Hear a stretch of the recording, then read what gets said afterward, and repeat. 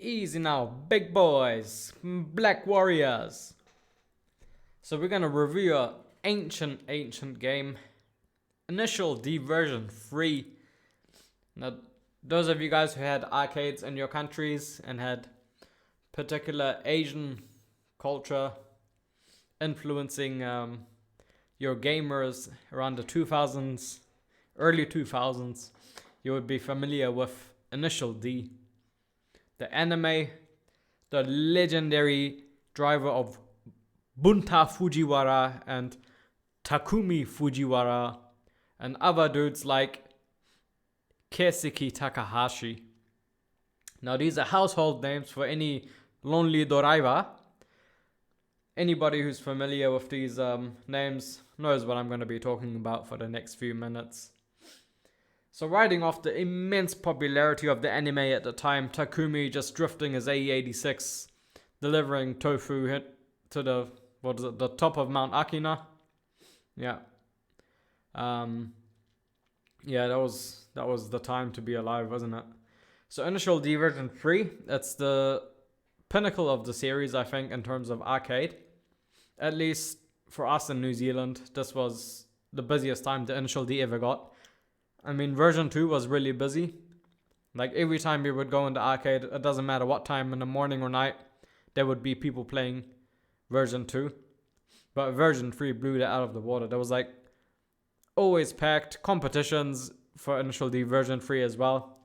I think it was hard to do competitions for version 2 because the DC2 Integra was just so overwhelming. So it's like a must-use car for everyone. Otherwise, you would pretty much lose outside of Miyugi. Version 3 was fun. So it was a lot more balanced than version 2. I mean, if you're referring to, the end of version 3's life, when the TST technique, that's like quick shifting back and forth, when that got discovered, then the RX-8 really took over. The RX-8 was a true monster when you incorporated the TST. But up until that point, it was pretty balanced. You had like the Evo 4 that was really, really strong. The R32, especially on wet weather, it was really good on rainy stages. Then you had the GC8V Subaru, that's Bunta's car, the Subaru Impreza WRX. And then you had like the Evo 5 and the FDs and the RX-7, for you guys aren't familiar with technical car jargon. Then you had all of those cars like closely rivaling the top cars. I personally drove the Evo 4. I was a kid back then, like 14, 15 or something, so I was really in love with Mitsubishi, and that was in the time of Fast and the Furious as well. So yeah, I mean, there was so much fun to be had back in the days. You'd put your $2 coin in there, you'd have a run, you'd be facing the computer, and you had this like view, like accept challenge button, and it'd be green on the bottom right of your screen. And then some Asian guy would sit down next to you, and you don't know if he was going to challenge you. You didn't know if he was good or bad. Most of the time they were really good, but a lot of the time I got them as well. And then you had like a battle tier system with auras on your car. So I think I was up until level 11, if I'm not mistaken, or 12. You would get this little blue aura. And then all the way up until level 20, the blue aura would grow and grow, and then it'd be pretty big. And then I think from level 21 onwards, it would be green, and then it would change colors. It'd be like orange and then red. And then the final one at level 31, that's when you were a real OG. That means like you won. Oh crap, look at us getting stuck in the corner here. What a disaster. So yeah, if you're a real OG and you were like really the best, you would get the level 31 aura. And that was hard to hold as well because you needed to hold a win streak. I think it was like a 10 or something win streak.